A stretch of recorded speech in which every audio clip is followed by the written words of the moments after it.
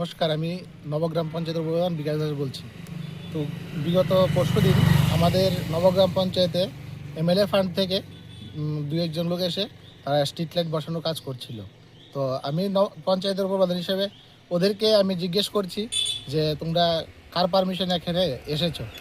তো ওরা বলছে এমএলএ ফান্ড থেকে বসানো, মানে স্ট্রিট লাইট বসাচ্ছে। তো আমরা বললাম যে আমরা পঞ্চায়েত বডি কেউ জানি না, বা আমরা এলাকাবাসী কেউ জানি না, তোমরা এসে হঠাৎ করে এখানে বসিয়ে দেবে, কী করে এটা সম্ভব? তো হঠাৎ করে তারা চলে গেছে। তো আমরা এখানে কোনো বসানোর জন্য বাধাও দিইনি, তাদেরকে কোনো কিছু বলিনি, কিন্তু চলে গিয়েছে। কিন্তু বিগত পরশুদিন নয়ন সরকার এসেছে, এমএলএ এসে বলছে যে আমরা নাকি এখানে বাধা দিয়েছি, বা আমরা সমাজদ্রোহী।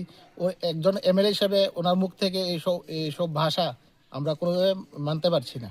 তো আমরা এর প্রতিবাদ জানিয়ে আজকে আমরা ওনার বিরুদ্ধে আমরা অভিযোগ দায়ের করেছি এয়ারপোর্ট পিএসএ।